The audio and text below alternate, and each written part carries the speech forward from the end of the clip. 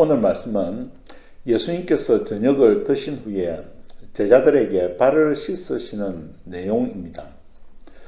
그런데 제자들에게는 아주 특별한 경험이었을 텐데 요한복음에서만 기록된 것이 의외입니다.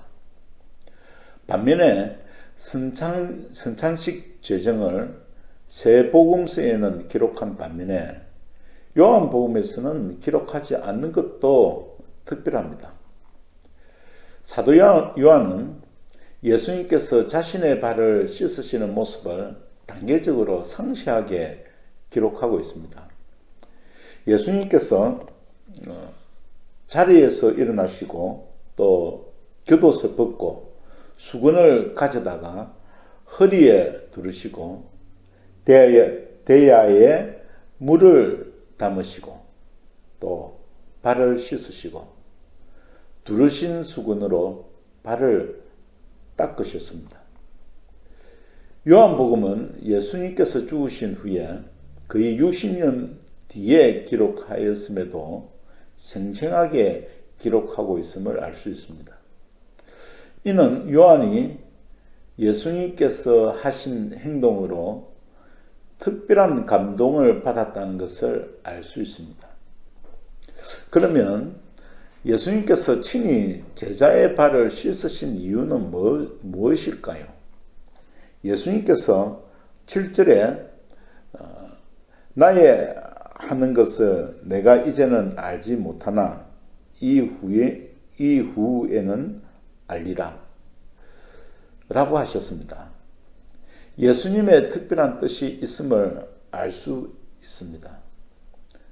제자들이 예수님의 하신 모든 일을 온전히 이해한 때는 오순절 성령 강림 이후였습니다. 즉 예수님께서 제자들의 발을 씻으신 것은 십자가에 죽으시기까지 낮아지신 최고의 승김이었던 것입니다. 하나님의 영광을 버리시고 가장 낮은 자세로 제자의 발을 씻으셨던 것입니다. 이것이 십자가의 도이지요. 제자들의 발을 다 씻으시고 자리에 앉으셔서 말씀하셨습니다. 15절 말씀에 내가 너희에게 행한 것 같이 너희도 행하게 하려 하여 본을 보였노라. 예수님을 구주로 믿는 성도는 예수님과 같이 행하는 자들입니다. 발은 가장 더러운 부위입니다. 자신의 발조차도 만지기 싫어하지요. 그러나 어머니는 자녀의 온갖 더러운 몸을 손으로 깨끗이 씻습니다. 심지어 발에 입맞춤도 합니다. 어머니의 사랑이지요. 이것이 예수님께서 제자들의 발을 씻게 하신 것입니다. 온갖 더러운 것을 거부하지 않으시고 품으셔서 십자가의 피로 깨끗게 하신 것입니다. 어떻게 우리가 형제를 제 몸과 같이 사랑할 수 있겠습니까? 예수님의 마음을 품는 것밖에 없습니다. 베드로의 행동을 통해서 중요한 진리를 배울 수 있습니다. 베드로가 손도 머리도 씻어 주시도록 부탁합니다. 그러나 예수님께서는 이미 모욕한 자는 발밖에 씻을 필요가 없다고 하셨습니다. 이미 모욕한 자, 이는 오직 믿음으로 구원받은 성도들입니다.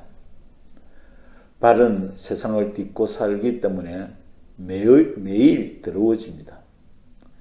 발을 씻는 것은 성도의 삶을 말씀하시는 것입니다. 날마다 죄를 애통하고 회개하는 삶이지요.